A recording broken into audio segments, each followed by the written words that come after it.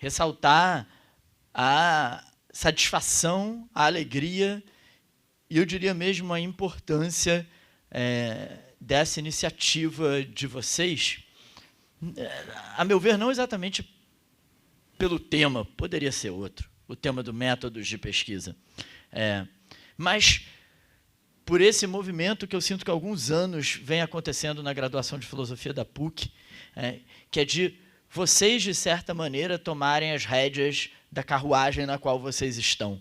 É claro que há um programa, há um currículo, e nós, professores, em relação com o que são as exigências do MEC e assim em diante, compomos uma certa grade curricular. Mas é muito satisfatório mesmo e acho importante que não seja só isso.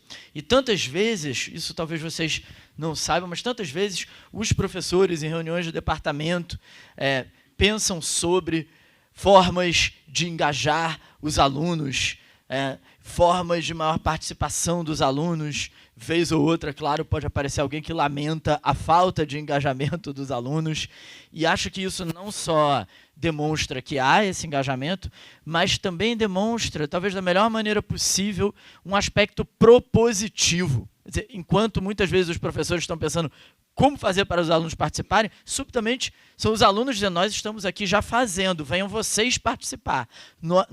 Então, eu fiz o máximo possível para aceitar esse convite de vocês, porque essa atividade tem sido tão incessante que nos últimos 2 meses, cada semana que eu abria meu e-mail, eu tinha um convite para alguma coisa deles. Eu não sabia mais o que fazer, porque eu ia falar, não fiz, eu falo não sei o que, mas tem uma hora que não dava mais. Mas ainda bem que esse daqui deu. Então, eu queria sublinhar mesmo que não só é uma alegria participar dessa iniciativa, desse evento que vocês estão fazendo, mas ressaltar a importância dessa tomada de posição acadêmica e institucional pela qual eu acho que quando vocês olharem retrospectivamente para a formação de vocês, vocês vão olhar também com muito orgulho, muita satisfação que parte dessa formação vocês não só construíram individualmente, indo às aulas, fazendo os cursos, fazendo os trabalhos, mas vocês constituíram também através desses eventos, em que os professores foram forçados a atender um certo, eu não vou usar esse vocabulário, uma certa demanda, não, um certo desejo de vocês. E tentamos ir ao encontro disso. Então, eu achei que era importante dizer isso antes de mais nada. Então, agradecer muito a vocês por fazerem eventos desse tipo e sempre tão caprichados e bem feitos, até na divulgação, nas coisas, é tudo bem organizado, não é? É legal isso. Então, aqui tanta gente, então, muito obrigado. Feito isso, eu tenho que falar agora de alguma coisa. Eu fico quase, não fico de verdade, constrangido de falar sobre método de pesquisa, depois do professor Danilo Marcondes. O Danilo era professor quando eu era aluno, e eu me lembro sempre de olhar para os quadros do Danilo depois das aulas e falar, eu nunca vou conseguir fazer um quadro assim. Os meus quadros ficam rabiscados, tem umas coisas bagunçadas. O Danilo, para mim, sempre incorporou uma capacidade arejada de manter o método no ensino da filosofia. E no entanto, ao mesmo tempo, o método enquanto questão, para mim, sempre foi uma questão. Eu me lembro, quando eu tive que fazer minha qualificação no mestrado, se não me engano, eu não devia talvez contar isso, mas eu não consegui direito fazer, e aí eu fiz uma qualificação sobre por que eu não conseguia fazer uma qualificação. Que, de certo modo, era um escrito sobre a dificuldade do método. A qualificação sobre por que eu não conseguia fazer uma qualificação era, no fundo, uma tentativa de expor filosoficamente, alguns talvez dissessem metodologicamente, por que eu não tinha conseguido achar um método para falar daquilo que eu gostaria de falar, para falar daquilo que eu desejava falar. Então, o método de certo modo, para mim sempre foi uma questão no sentido mais genuíno da palavra questão, que não é um sinônimo da palavra tema ou assunto. Porque a gente às vezes usa como sinônimo, né? A gente pergunta assim, qual é a sua questão na tese? Qual é o seu tema na tese? A pessoa diz, sei lá. A Sofia vai dizer, o conceito de tempo em Heidegger e no cinema do Chris Marquet. Isso é um assunto. A questão ainda resta por dizer. A questão é aquilo que a gente tem que encontrar dentro do estudo sobre o conceito de tempo de Heidegger e a relação com o Chris Marquet. A questão, a gente que instaura.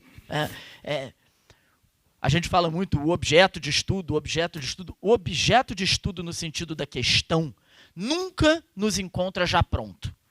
O tema, o assunto pode encontrar já pronto. Mas a questão é sempre a gente que constrói, ela não é uma descoberta.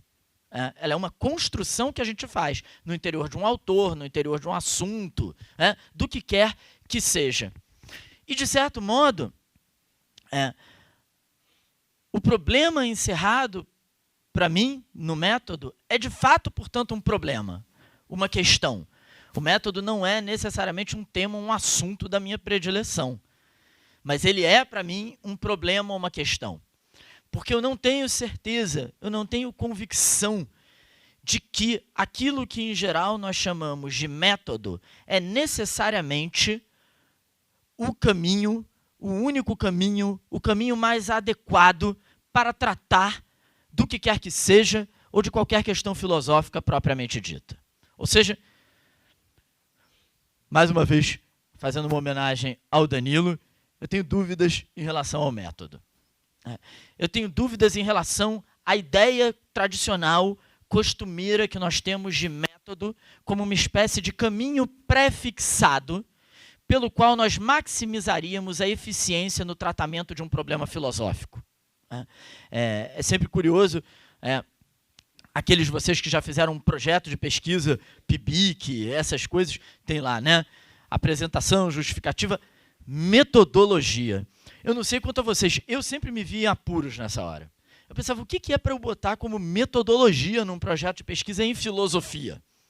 Eu imagino que talvez, na química, na biologia, isso seja mais nítido, qual é o método. Na filosofia, isso para mim sempre foi um pouco vago, um pouco nebuloso, de modo que na maior parte das vezes eu colocava, ainda hoje, coloco em metodologia algo que parece meio redundante ou autoevidente. Eu coloco assim, metodologia, leitura e interpretação de textos filosóficos. Mas, bem, isso é...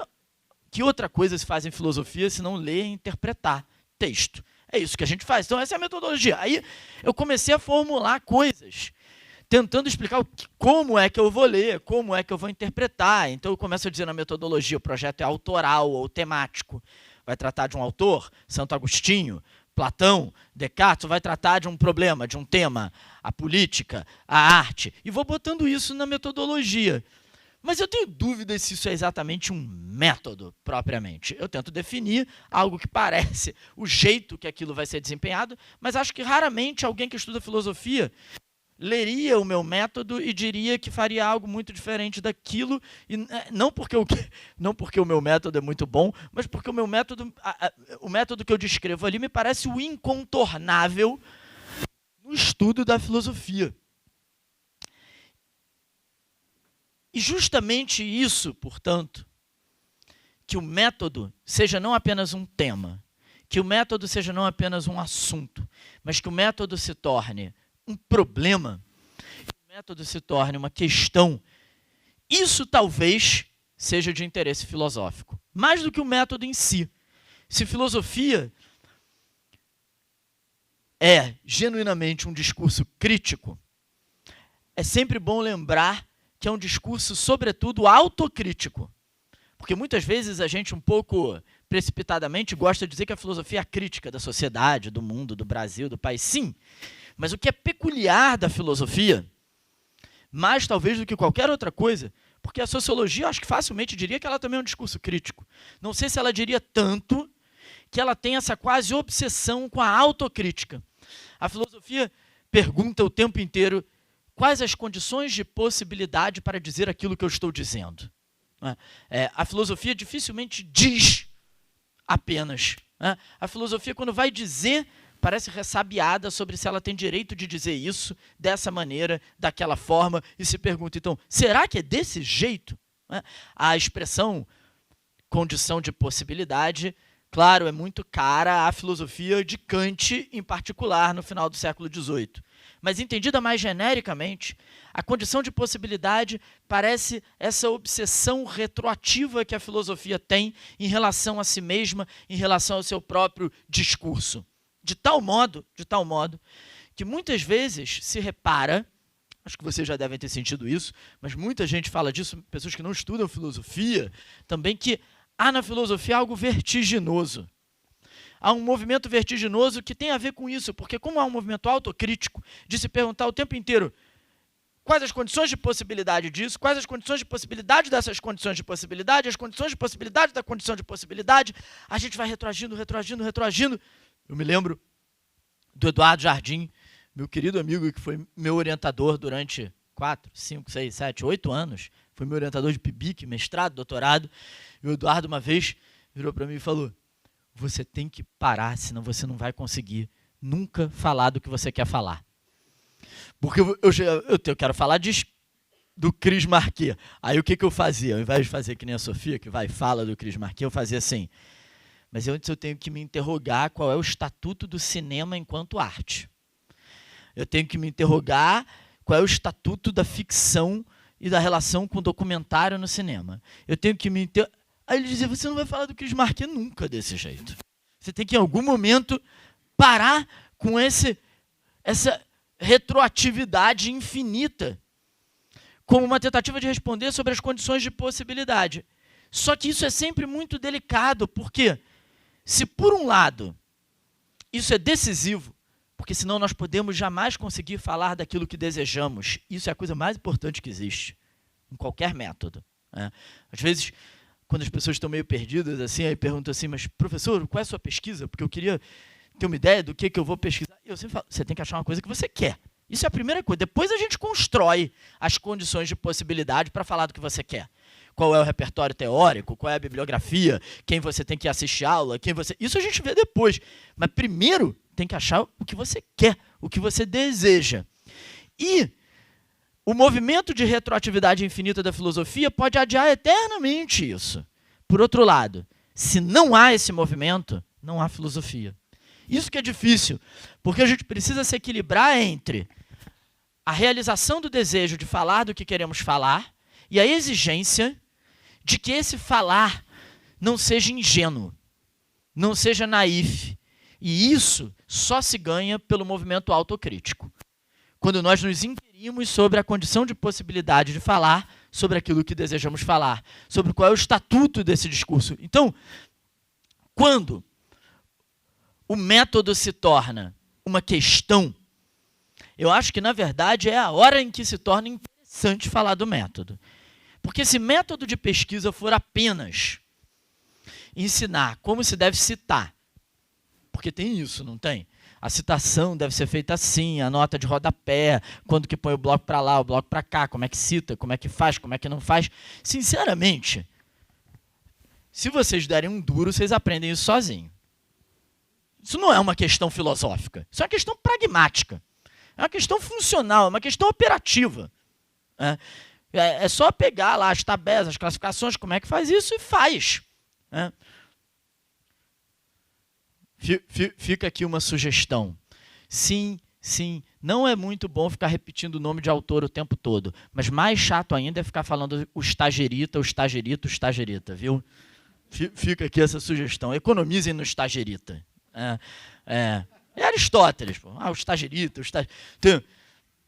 Eu estava numa banca de dissertação ontem na UF, sobre o Walter Benjamin, esse autor que eu adoro. Aí eu recebi em PDF, atualmente prefiro ler tese no computador mesmo, que eu vou anotando no computador. Aí eu botei um find da quantidade de vezes lá para procurar, que falava o filósofo berlinense. Tinha tipo 15 vezes. Eu falei: olha só, para de chamar o cara de berlinense. Diz que ele é de Berlim uma vez e acabou. não precisa ficar fazendo isso. Estou dizendo isso, é uma bobagem só porque quando eu lembro desse negócio de citar, de não sei o que, eu sempre lembro que a gente fica nessa compulsão citacional, e aí a gente vai criando umas arapucas, que é isso. Você não aguenta mais repetir o nome do cara, né? Aristóteles, você fala o estagerita, o filósofo grego, o não sei o que.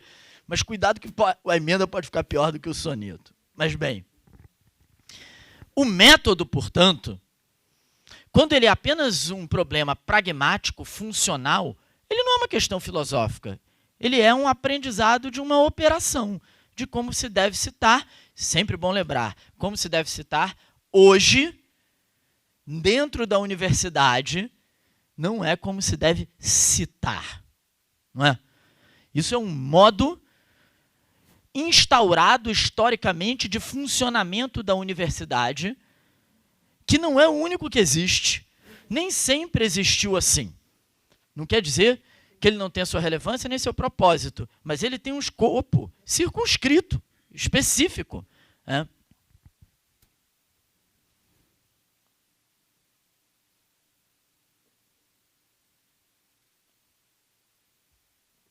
Mas filosoficamente, portanto, bom mesmo é quando o método não se torna algo apenas como uma espécie de operação a ser aprendida, mas quando o método, como ideia, se torna um problema.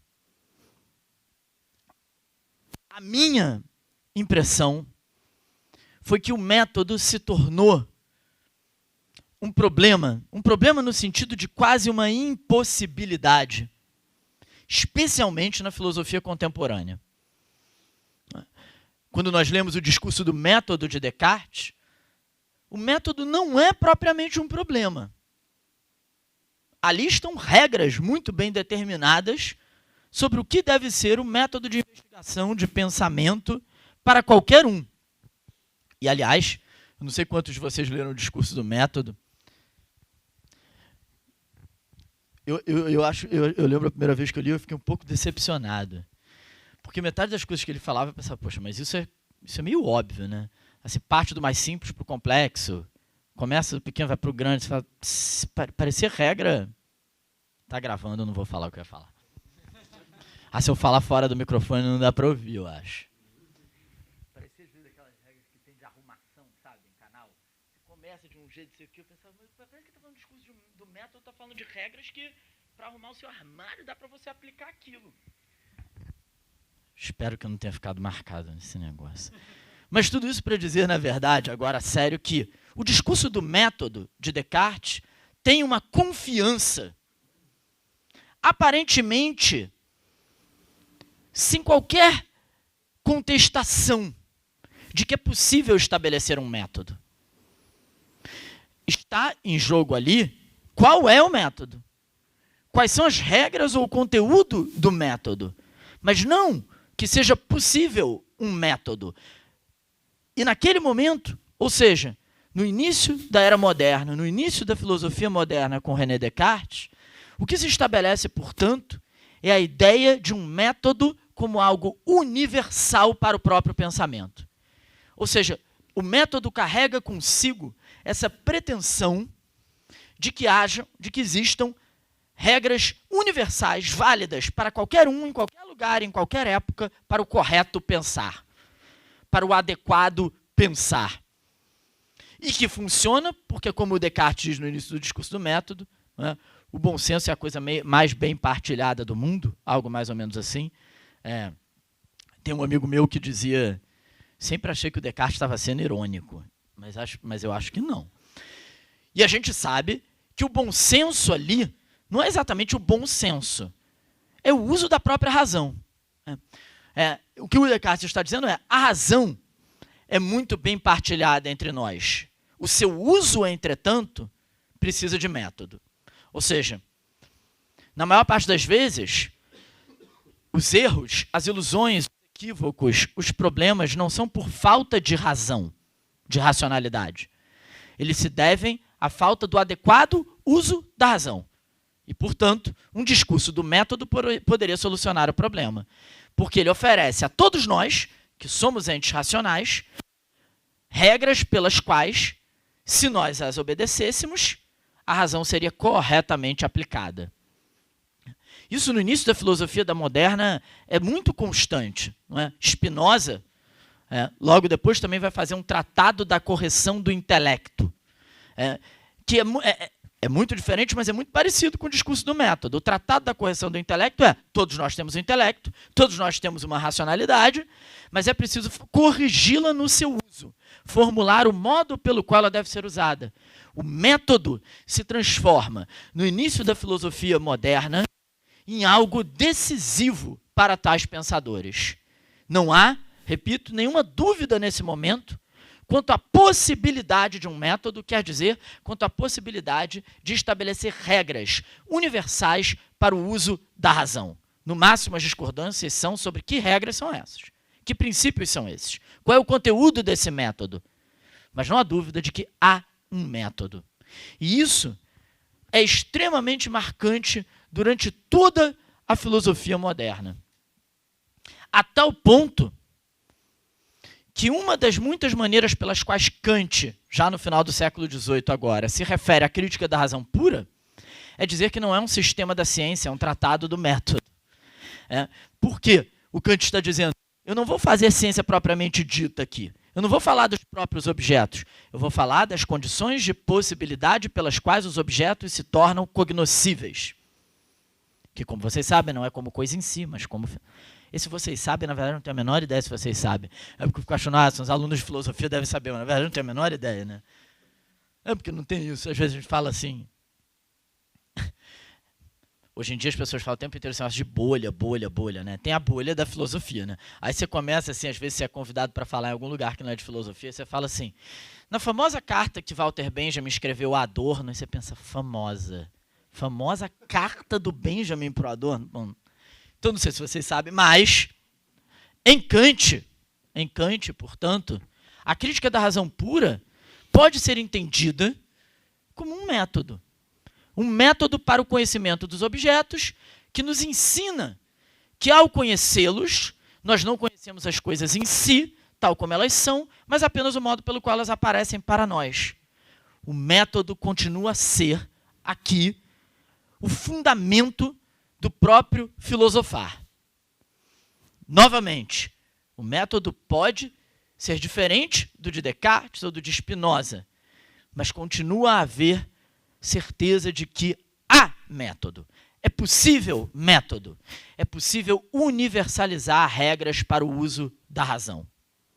A minha impressão é que, tentando fazer uma espécie de narrativa em relação a isso, é que, a partir do final do século XIX, em especial, isso começa a se transformar, e na filosofia contemporânea do século XX, o método se transforma num problema filosófico quanto à sua própria possibilidade. Não se trata mais apenas de uma disputa sobre qual é o melhor método. Quais são as melhores e mais adequadas regras para o uso da razão? A pergunta passa a ser, é possível haver método?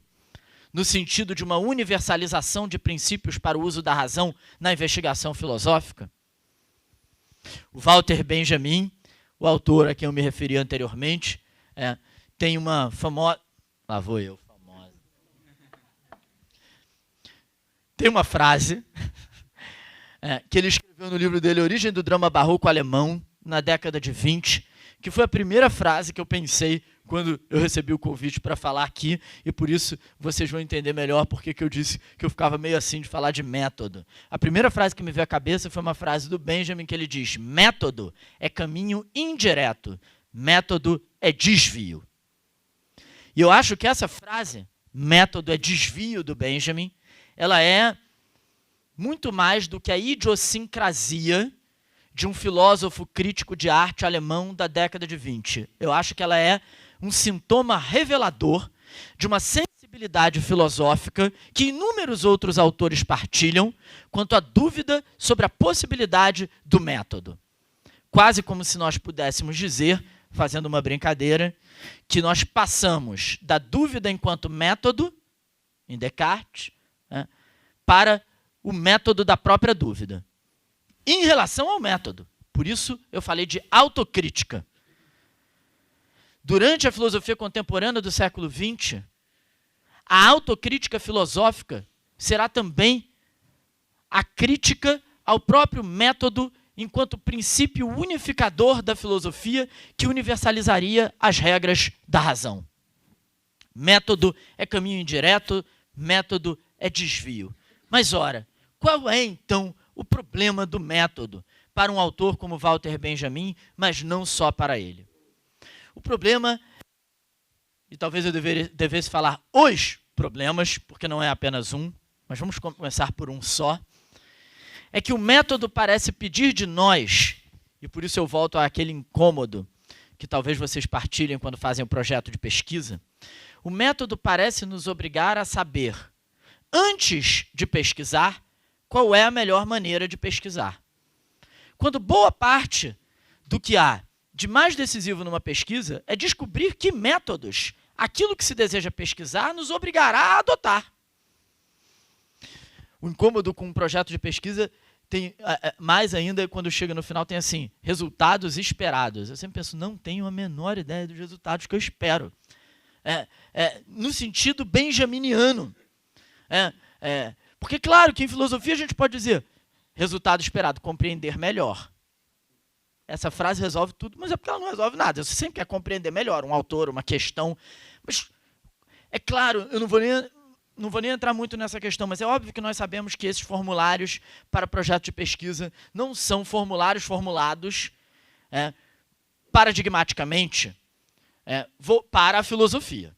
Eles são muito mais pensados e voltados para a engenharia, para a física. Tem uma estranheza, porque é muito diferente a relação com o conhecimento, com o pensamento que se dá na filosofia.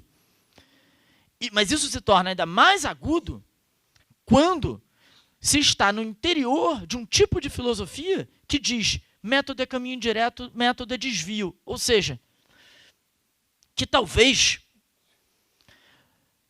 o pensamento não possa ser reduzido ao método se nós entendermos por método a maneira mais eficiente, a maneira mais curta, portanto, de ir de um ponto a outro. A imagem de um método, especialmente de um método eficiente, em geral é essa. Qual é o seu projeto de pesquisa? Vou continuar com você, Sofia. O conceito de tempo em Heidegger. Não. O conceito de banalidade...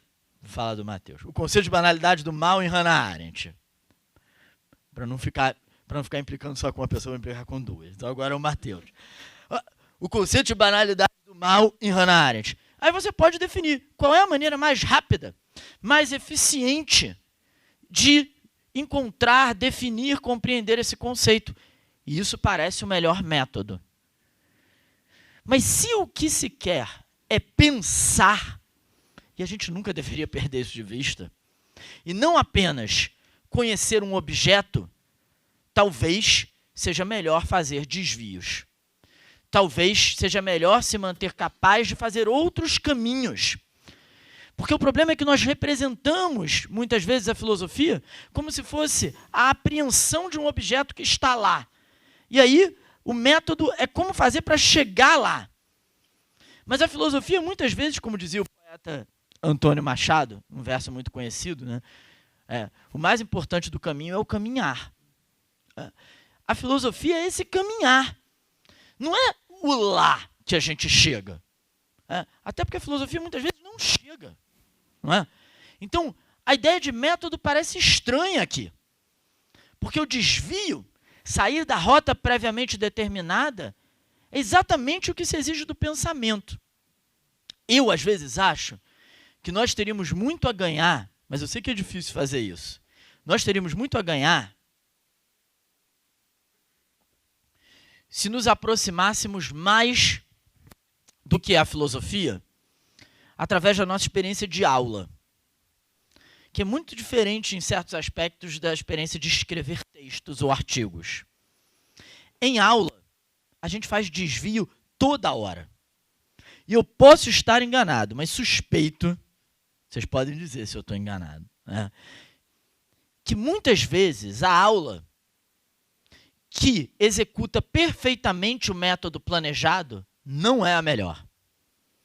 A gente, como professor, egoicamente, volta para casa bem feliz, eu devo confessar. Você pensa, hoje eu cumpri exatamente o que eu previ, dei esse conteúdo, aquele conteúdo que depois eu quero dar aquele. Mas você sai ao mesmo tempo com uma pulga atrás da orelha assim. Mas eu olhava para os olhos das pessoas, para as casas, e não estava vivo. E às vezes você tem uma aula que você volta para casa arruinado do ponto de vista obsessivo, como eu sou, e diz assim, não deu para dar não sei o quê, está atrasada a matéria. Tá... Mas ao mesmo tempo, a aula foi viva. Isso quer dizer, houve pensamento. Esse é o motivo pelo qual eu sempre fico angustiado com certas coisas que vão acontecendo no sistema de ensino, como essa ideia, por exemplo, em alguns lugares tem isso de que você tem que botar qual é o objeto de cada aula. Um curso de graduação tem 30. Aí você põe lá, cada aula, o que você vai fazer.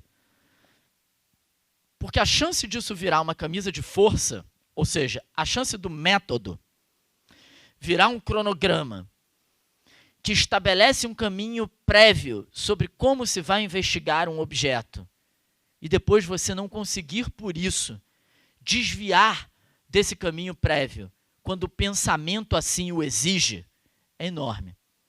E, em última instância, uma aula, ela tem sempre esses dois objetivos, pelo menos. Né? Tem uma passagem de conhecimento, claro. Né? Você vai lá, a gente dá um curso, qual que você queria que eu desse? Moderna 1, Moderna 2, qual que você queria? Aí você vai lá e põe Descartes, Spinoza. Você quer que eu te explique? Você vai ficar um pouco decepcionado se eu chegar lá e falar, bom, vou falar da alegoria da caverna. Mas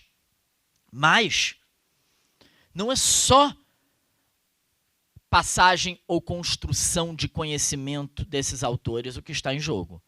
Está também em jogo a tentativa, pelo menos quando possível, de pensar com, a partir e até contra esses autores. Uma aula não é só passagem de conhecimento. Uma aula é passagem de conhecimento e exercício de pensamento. Só que o exercício de pensamento, ao contrário da passagem de conhecimento, não tem como ser programado, previsto no cronograma. Não dá. Não dá. Isso aparece. Você vai lá, dá uma substituição, aí o cara diz, mas não dá para duvidar do gênio maligno? Não foi isso que você fez? Aí estava fazendo Descartes, aí ele vai, não sei o que. Eu acho que ainda dá para duvidar do eu. Não é? Se tem o gênio maligno, até... Aí a gente fala, cara, peraí, vamos parar para pensar nisso. Porque você está ali só passando Descartes, o argumento da dúvida, tem não sei o que, não é? O argumento dos sentidos, o argumento do sonho, o argumento do gênio maligno, mas fica o eu, fica a subjetividade, a certeza do ego. E a gente pode sair de lá com tudo isso bonitinho, muito bem amarrado. Mas o exercício do pensamento é quando alguma coisa ali dá errado. Algo desvia do método previsto. Eu fico pensando o quanto a gente não deveria aderir um pouco mais a essa experiência que na aula a gente permite que aconteça. Até porque tem uma coisa maravilhosa de aula. Eu adoro dar aula, né? Tem isso. Mas tem uma coisa maravilhosa de dar aula, ainda mais em curso mais longo, que é exatamente que você tem um tempo que te permite retardar o ritmo. Porque quando eu venho aqui hoje, hoje acabou, né? É só hoje. Então, eu faço assim, desvios, digressões, mas eu vou ficando preocupado dentro da minha cabeça. Será que eu vou conseguir lembrar daquilo, chegar lá onde eu tinha planejado? Numa aula, essa preocupação é menor, porque vai ter a outra na quinta-feira, vai ter a outra na terça-feira. Então, assim, tudo bem, eu chego em casa, refaço isso aqui. Ou seja, o que eu quero dizer é, o método pode se transformar não num estímulo para o pensar, mas num obstáculo para o livre pensar. O método, no que ele exige previsão daquilo que será visto, pode não permitir mais que aquilo que foi visto transforme o nosso próprio modo de ver. O risco do método é fixar demasiadamente um modo de olhar a tal ponto que aquilo que é olhado não transforma mais o nosso próprio olhar, que é o momento do pensamento. O Martin Heidegger, o grande filósofo do século XX, dizia que pensar verdadeiramente é pensar contra si mesmo, que eu acho uma coisa maravilhosa. Porque o que ele diz é, enquanto eu estou pensando a favor de mim mesmo, eu não estou exatamente pensando. eu estou aplicando conceitos, eu estou executando ordens. Mas pensar é a hora em que o meu próprio repertório teórico parece incapaz de compreender aquilo que eu desejaria compreender. Ali o pensamento não pode só aplicar categorias. Ali o pensamento não pode só executar ordens. Ali o pensamento precisa refletir, sem saber bem como, sem método, sobre alguma coisa. Ou seja, o momento mais radical do pensamento é o momento em que falta o método. O momento mais radical do pensamento é o momento em que não há método para dar conta do problema, do objeto, do tema, da questão que se investiga. Esse é o momento em que a filosofia floresce. Esse é o momento em que a filosofia se engrandece, não é? Se, para ficar num exemplo só, da minha querida autora Hannah Arendt, não é? Se a Hannah Arendt não tivesse tido a capacidade de quebrar um método, ela jamais teria compreendido o nazismo alemão e o bolchevismo soviético como regimes totalitários. Porque o método seria olhar para essas formas de governo e classificá-las, julgá-las de acordo com a teoria política tradicional, que dizia o quê?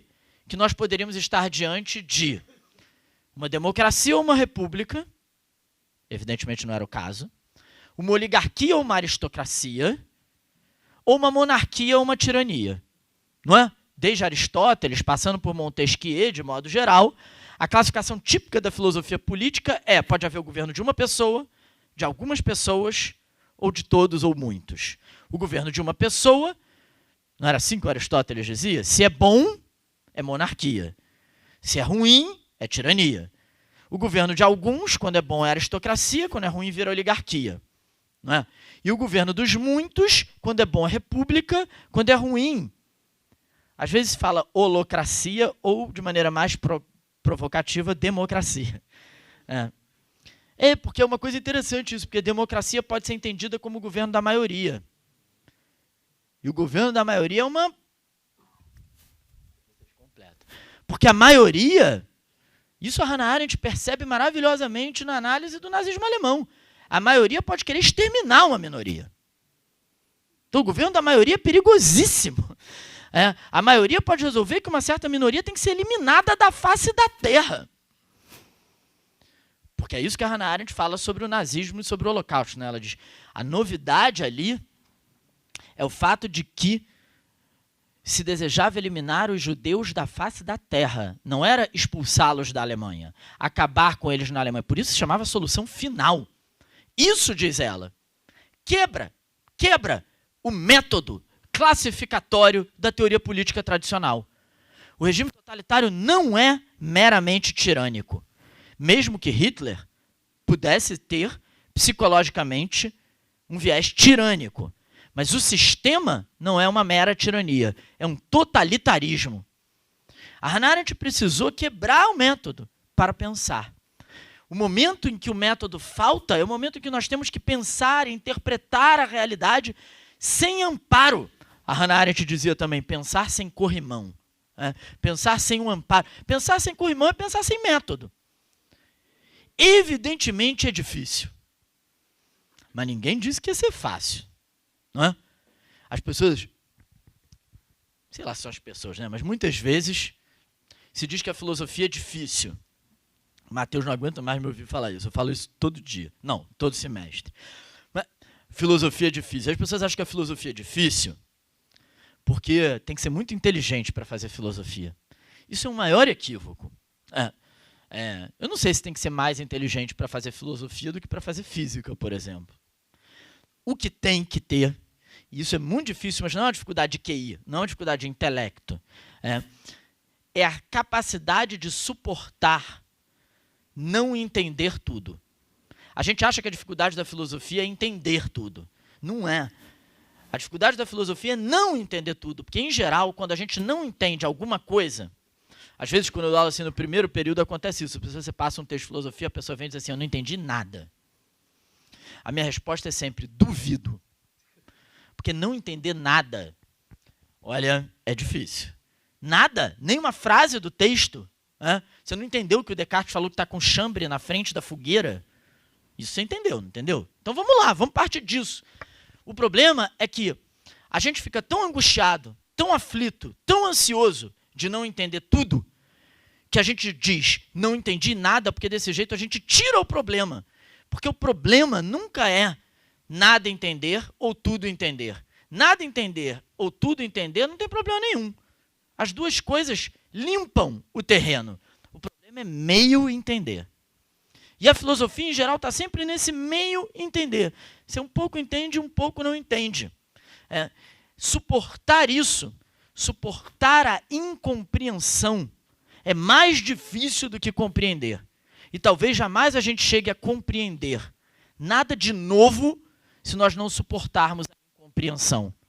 No exemplo da Hannah Arendt, se ela não tivesse suportado não compreender durante um certo momento o que era o nazismo alemão, ela talvez jamais chegasse a elaborar o conceito de totalitarismo pelo qual ela tentou compreender melhor o que era o nazismo alemão.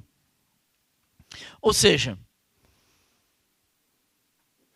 não é fácil pensar sem corrimão, não é fácil pensar sem método, não é fácil a ideia de que método é desvio.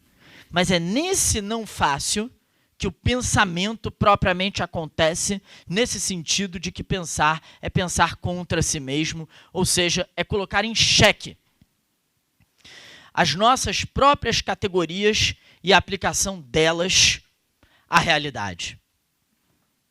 O Heidegger dizia também, não sei se vocês sabem disso, o Heidegger pediu para ter uma epígrafe nas obras completas dele. E eu sempre fico pensando o que significa psicologicamente para alguém já estar pensando nas suas obras completas, né? Só devia ser permitido fazer obra completa depois que a pessoa morre, porque é um negócio muito esquisito, né? Você ainda está vivo e as pessoas estão falando suas obras completas, não, nem completas, né? Porque eu estou aqui.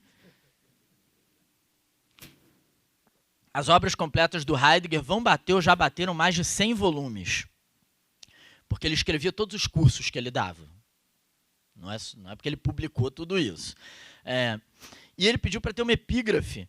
E eu entendo genuinamente a preocupação dele. A epígrafe diz assim: não obras, caminhos.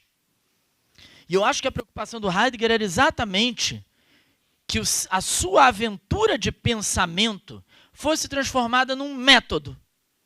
Ou seja, numa quantidade de princípios, num conjunto de princípios fechado, que pudesse ser simplesmente aplicado por todos aqueles que lessem. Ele diz, não, aqui não há obra, não há, uma outra palavra que a gente usa às vezes, não há doutrina. Tem caminhos do pensamento. Tem um título de um livro do Heidegger que se chamava, eu adoro essa história, se chama Hausweg, que é uma tradução difícil, porque ele é um título em alemão que contém uma dimensão literal e uma dimensão metafórica. Eu estou falando do título em alemão porque eu adoro falar isso, porque aí tem a tradução para a França e para Portugal. Ou seja, a tradução que um povo metafórico, sonhador fez e que um povo literal e concreto fez. Então, a tradução de Portugal é Caminhos da Floresta. Porque Hausweg é isso, é o caminho do lenhador que corta na mata fechada o caminho que ele vai percorrendo. Ou seja, que não vê exatamente para onde ele está indo, porque a mata é fechada. E ele vai cortando e fazendo um caminho sem saber aonde vai dar. Só pelo próprio exercício de pensar ou de caminhar. Tradução para o francês. Caminhos que não levam a parte alguma. Olha que beleza. Porque o caminho da floresta é o caminho que é preciso ser trilhado no mato fechado, sem ter um método, porque você ainda não sabe o caminho. Você vai descobrindo o caminho no próprio caminhar. E a atividade do pensamento filosófico é exatamente dessa ordem. Você descobre o caminho no próprio caminhar. Isso não nos desobriga, evidentemente, a tentar estabelecer um plano de trabalho, tentar estabelecer um projeto. Academicamente, tudo isso é necessário e ajuda, inclusive, a nós percebermos que nos perdemos quando nos perdemos, porque você só se perde alguma coisa. Então, até para se perder, você tem que ter um caminho. Mas o problema é transformar esse caminho como método num conjunto fixo de regras universais e absolutas que precisam ser seguidas.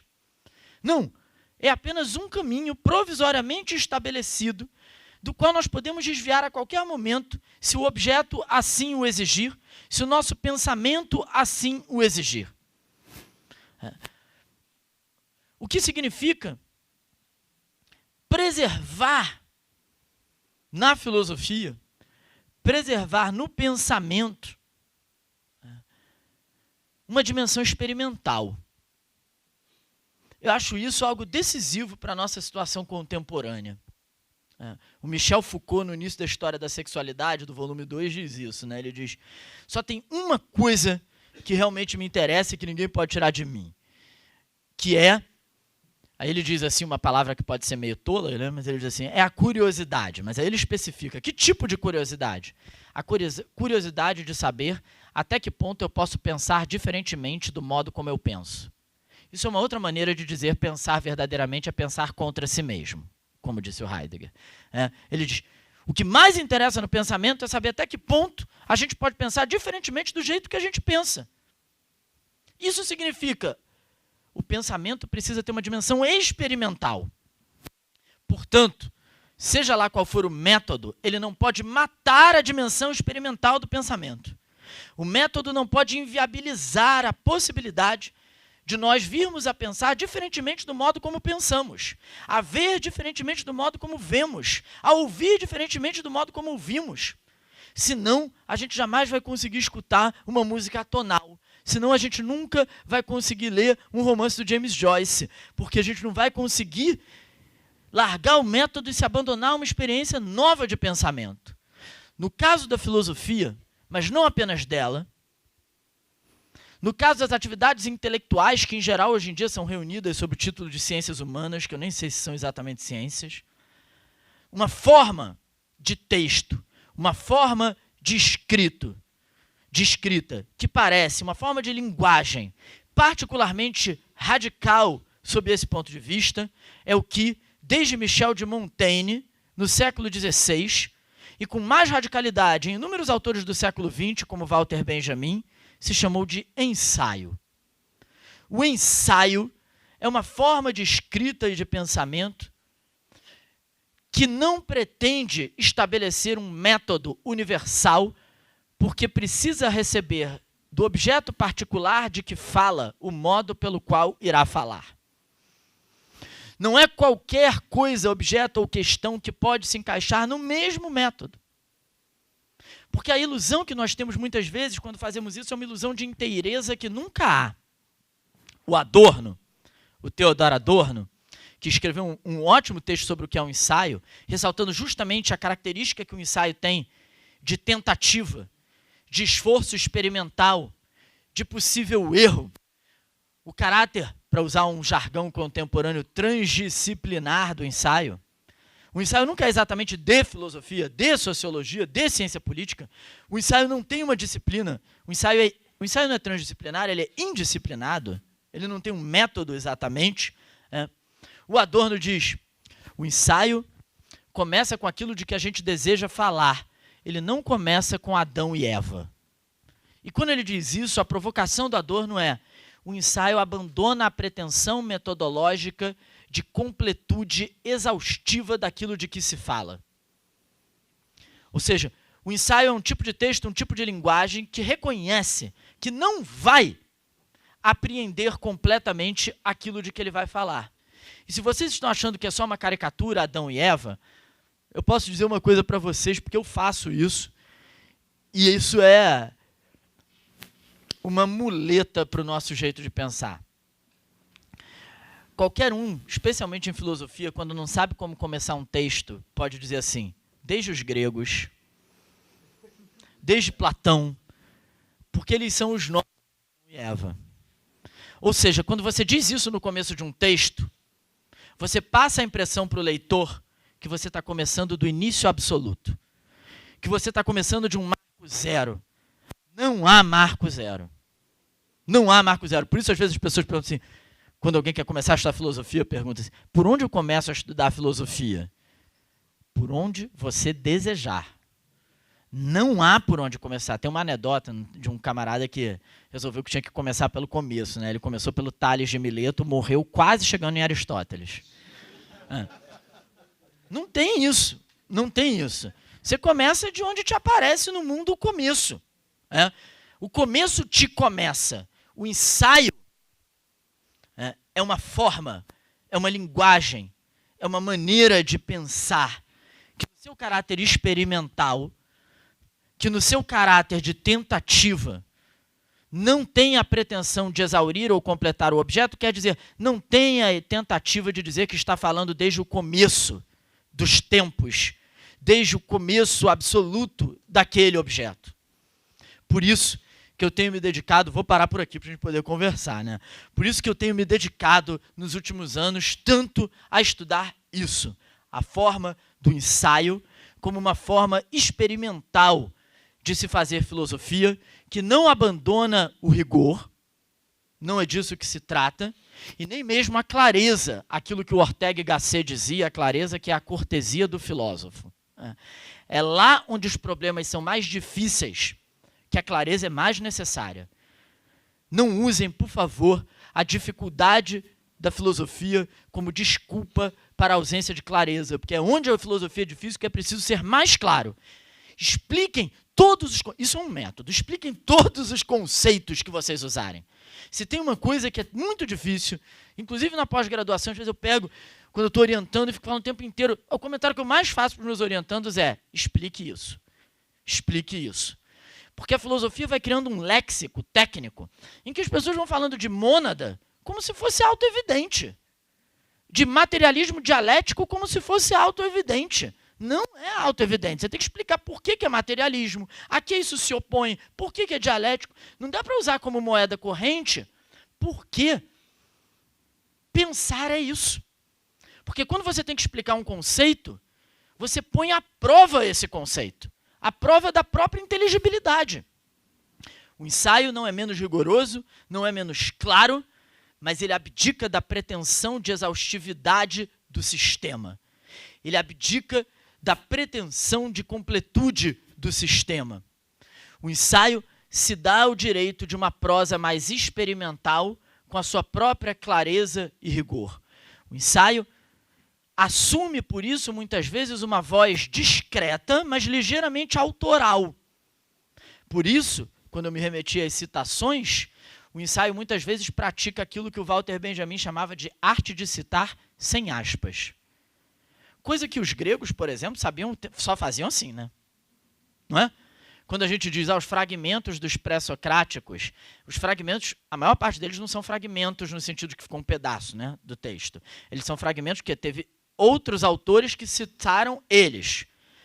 Só que essa citação não tinha regra da ABNT, né? Então não tem assim, o Parmênides, o Heráclito disse exatamente... Não, o Platão disse que ele disse isso, mas o Platão citava Heráclito que nem a gente cita dando aula. Não que nem a gente cita em artigo acadêmico. Ou seja, tem uma liberdade do modo de citar. O ensaio cita não como forma de autoridade do autor citado, por isso ele cita sem aspas, mas como potencialização daquele pensamento. Ou seja, o ensaio é uma espécie de método sem método. Eu não diria que ele é completamente apenas sem método, porque ele tem rigor, ele tem clareza e ele precisa construir a partir de si mesmo o modo pelo qual ele vai permanecer em pé sobre os seus pés. Porque ele pode só cair e se diluir. Mas ele não se ampara em nenhum fator exterior a ele próprio para se sustentar enquanto um texto significativo e que faça pensar. E eu acho que esse esforço, tornar-se significativo e fazer pensar porque se pensa, talvez seja o cerne que jamais se pode dispensar na experiência da filosofia, e o método, portanto, tem que estar subordinado a isso e não isso subordinado ao método. Eu vou parar por aqui, senão não dá tempo da gente conversar.